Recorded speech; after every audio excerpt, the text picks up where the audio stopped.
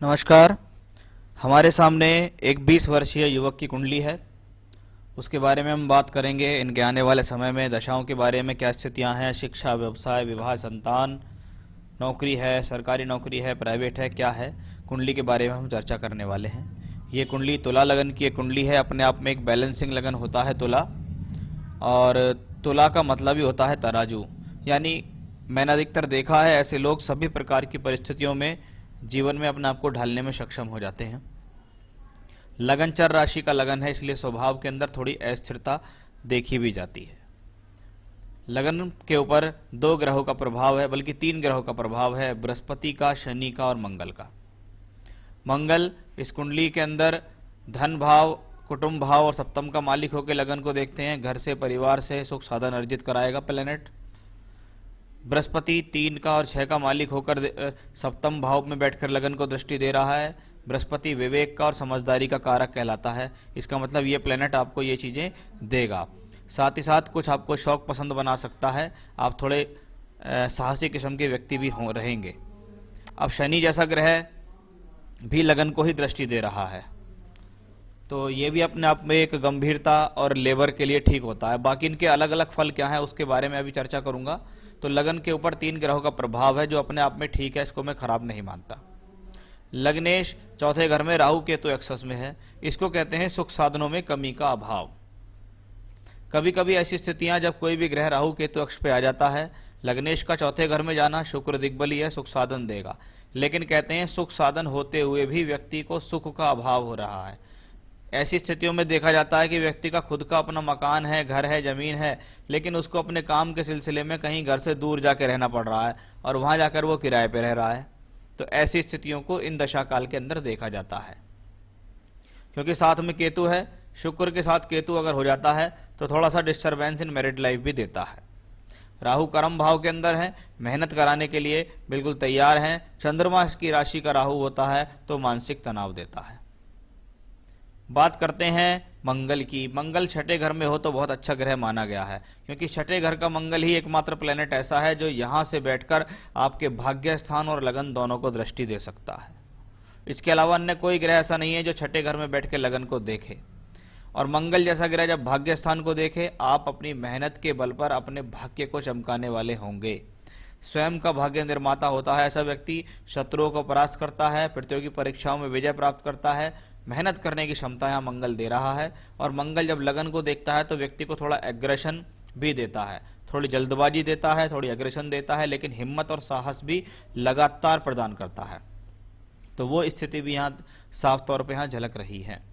तो मंगल कुटुंबेश होकर यहाँ बैठा हुआ है। ये घर परिवार से संपत्ति के लिए अच्छा है, लेकिन मंगल की दशा हो, कभी अंतरदशा आए आपको, तो उस दौरान पैसे के लेन देन में थोड़ा सा आपको ध्यान रखना होगा। चलिए अब मैं बात करता हूँ बृहस्पति और शनि की। बृहस्पति मेष राशि में, मित्र की राशि में, मंगल की राशि में बैठे हैं और स्थान परिवर्तन करते हैं। जब 2 ग्रह आपस में स्थान परिवर्तन करें तो इसका मतलब है ना तुम मेरा कुछ बुरा करो, ना मैं तुम्हारा कुछ बुरा करूंगा।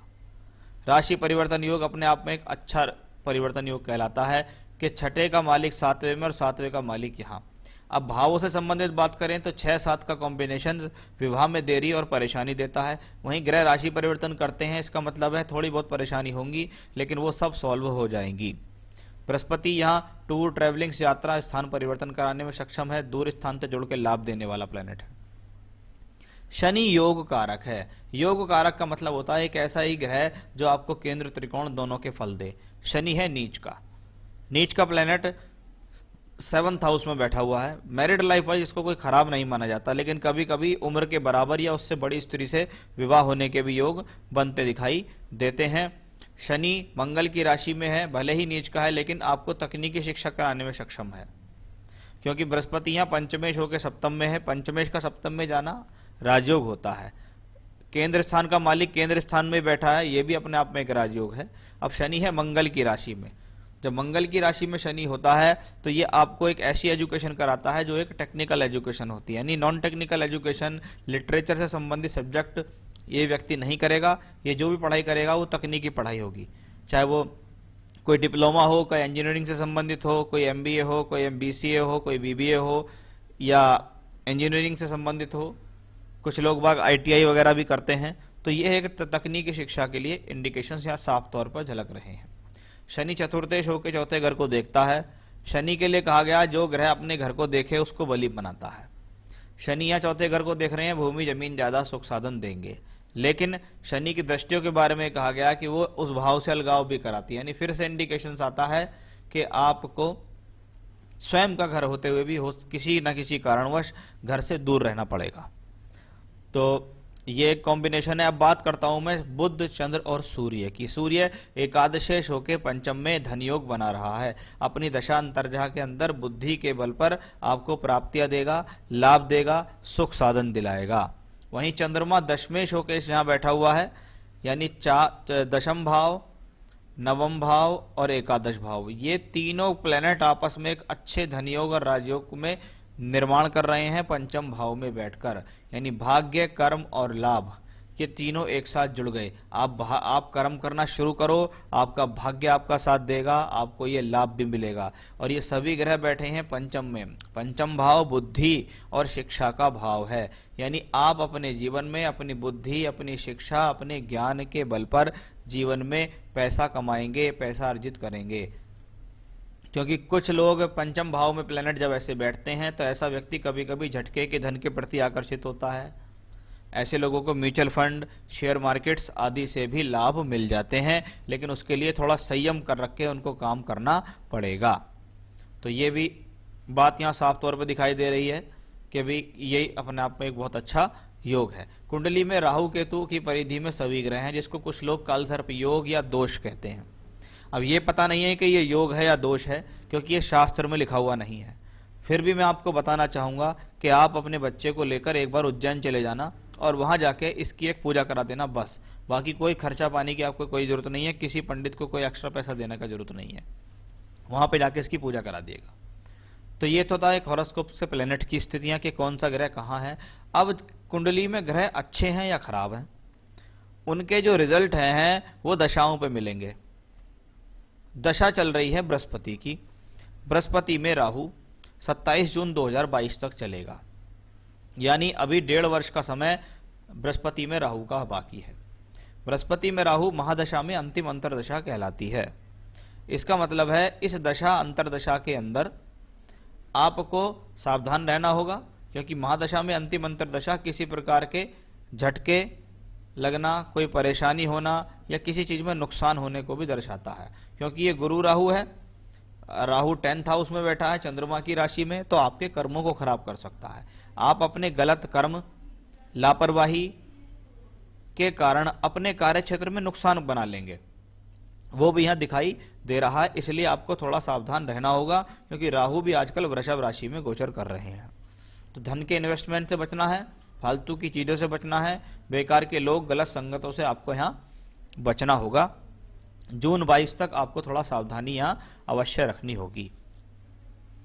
उसके बाद आपको शनि की दशा लगेगी। अब शनि है इस कुंडली में योग कारक। योग कारक ग्रह कुंडली के बैठा हुआ है सप्तम में, जैसा मैंने आपको बताया, और बृहस्पति के साथ है। यानी शनि की दशा में आपकी लाइफ में कोई स्थान परिवर्तन या चेंजेस आ सकता है, इसमें कोई संदेह नहीं है। 27 जून 22 से 29 जून 25 के बीच शनि की महादशा में शनि की अंतरदशा होगी। कर्मांश कुंडली D10 चार्ट में शनि लग्नेश द्वादशेश होकर तीसरे घर में है। यानी ये प्लेनेट भी यही कॉम्बिनेशन दिखाता है कि शनि की दशा आने वाला समय जो है उसमें किसी प्रकार का स्थान परिवर्तन संभव है। आपने कुछ सवाल भी इनसे संबंधित पूछे हैं। सरकारी नौकरी करेगा या व्यवसाय? यदि व्यवसाय तो कौन सा व्यवसाय करना चाहिए, नौकरी लगेगी तो कब तक लगेगी? चलिए सबसे पहले हम देखते हैं क्या इस कुंडली में सरकारी नौकरी से संबंधित योग हैं।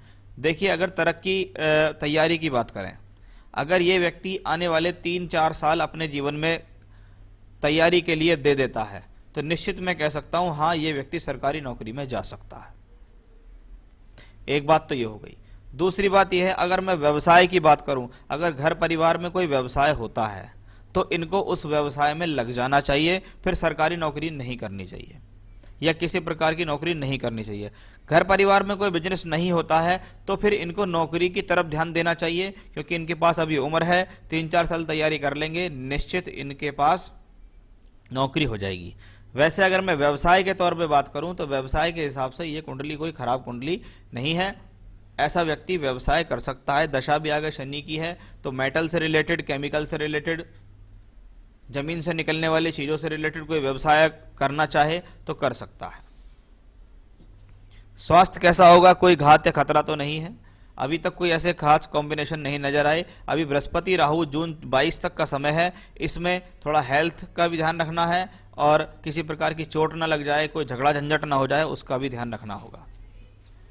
आयु कितनी होगी? अभी शनि की दशा है, शनि के बाद दशा आएगी बुध की, बुध के बाद दशा आएगी केतु की। तो आगे तक का जितना भी ओवरऑल स्थिति देख रही है, क्योंकि लग्नेश भी यहाँ चर राशि में है, चंद्रमा स्थिर राशि में बैठा हुआ है और दशमेश शुक्र चर राशि में है, यानी बहुत आराम से जीवन में 74-75 वर्ष की आयु तो बहुत आराम से दिखाई देती है। शादी कब होगी? पत्नी कैसी मिलेगी? चलिए शादी के बारे में बात करते हैं। आप मांगलिक नहीं है, किसी प्रकार का कोई दोष नहीं है। अब दशा आएगी आपको शनि की महादशा में, शनि की अंतरदशा। अब मैंने बहुत देखा है अधिकतर कुंडलियों में ऐसे योग बन जाते हैं, जैसे अभी शनि में शनि जून 22 से जून 25 के बीच चलेगा। इस दौरान अवश्य इस बच्चे से संबंधित रिश्ते आपके जीवन में जरूर टकराएंगे। हो सकता है कोई इस दौरान कहे जी हम रिश्ता करना चाहते हैं, आप अपने लड़के का रिश्ता ले लो। तो एक दशा तो यह है, क्योंकि शादी की दशाएं आती जाती रहती हैं, जून 22 से जून 25। उसके बाद आएगी दशा शनि में बुध, बुध के बाद आएगी केतु, केतु के बाद आएगी शुक्र। फिर शनि में शुक्र जो अप्रैल 29 से जून 32 के बीच का समय आएगा, वो एक शादी का समय होगा। कुंडली मिलान करके विवाह करना होगा आपको, गुण मिलान के चक्कर में नहीं पड़ना है। पत्नी अपने आप में ठीक ठाक होगी, आपको धन से भी सपोर्ट करने वाली होगी। पत्रिका में 2 शादी का बता रखा है, कृपया उपाय बताएं। मुझे अभी तक इस कुंडली को देखकर कोई भी ऐसा आभास नहीं हुआ कि इस व्यक्ति की 2 शादी होंगी। मुझे कहीं से कोई आभास नहीं हुआ कि इसमें कोई बहुत खराब मैरिड लाइफ वाले कॉम्बिनेशंस यहाँ दिखाई दे रहे हैं। कुंडली मिलान एक ऐसा विषय है कि अगर कुंडली में कोई दोष है या 2 विवाह भी हैं तो उनको कुंडली मिलान उन दोषों को काट सकता है। बनिष्पत बात यह है कि आपने कुंडली मिलान कराया हो, ना कि गुण मिलान। जीवन में धन की स्थिति कैसी होगी? किस उम्र में धनवान होंगे? देखिए धन एक ऐसी चीज है जो धीरे धीरे आता है, स्वयं के बल पर धन कमाने में समय लगता है, लेकिन मैं कह सकता हूं 2022 के बाद इस व्यक्ति के जीवन में एक उठान शुरू होगा और स्टेप बाय स्टेप व्यक्ति जीवन में अच्छी खासी तरक्की करेगा और बड़ा अच्छा पैसा भी जीवन में कमाएगा। संतान की स्थिति, लड़का हो या लड़की, संतान अवश्य होगी और इनके हिसाब से लड़का लड़की दोनों के योग दिखाई दे रहे हैं। बाकी संतान में शास्त्र के अनुसार अगर देखा जाए तो संतान पैदा करने वाली जो है वो महिला होती है, यानी स्त्री की कुंडली में शादी के समय अवश्य देखें कि लड़का लड़की का योग है या नहीं। जीवन में मकान बनाने या प्रॉपर्टी के योग कब तक हैं? देखिए शनि की महादशा और शनि की अंतरदशा इनको लगने वाली है जून 22 से। शनि यहाँ चतुर्थेश है, चतुर्थांश कुंडली में लग्नेश है, यानी इनके भाग्य से घर के अंदर किसी न किसी प्रकार के प्रॉपर्टी का योग जून 22 से जून 25 के बीच आ रहा है। ये इनके भाग्य से है। स्वयं के बल पर बनाने की बात जब आती है तो वो आती है 2030-31 में जाके, तब इनको स्वयं के बल पर प्रॉपर्टी कमा के बनाने का भी योग आएगा। तो ओवरऑल चार्ट ठीक है, कुंडली कोई खराब कुंडली नहीं है, बस थोड़े समय का इनको इंतजार रखना होगा। 7.5 भी चल रही है, आगे शनि की दशाएं भी आएंगी इनको, तो स्वयं पर संयम भी रखना होगा, जल्दबाजी से इनको बचना होगा। सबसे पहले जरूरी है कि एक अच्छा सा पन्ना रत्न धारण करें। एक अच्छा सा पन्ना रत्न आपकी रिंग आप मुझसे प्राप्त कर सकते हैं। मैं इनके लिए अच्छी सी रिंग बनाकर सर्टिफाइड स्टोन आपको आपके एड्रेस तक अवेलेबल कराऊंगा। तो एक अच्छा सा एक तो पन्ना धारण करना होगा इनके लिए। साथ ही साथ ये रोजाना हनुमान चालीसा का पाठ करें और गायत्री मंत्र का जाप करें। गायत्री मंत्र का जाप अधिक से अधिक करें, हनुमान चालीसा का पाठ करें। मंगलवार के दिन हनुमान जी के मंदिर जाएं, वहाँ जाकर हनुमान जी को प्रसाद चढ़ाएं, वहाँ पर खड़े होकर हनुमान चालीसा का पाठ करें। ये पाठ करें, लगातार करें।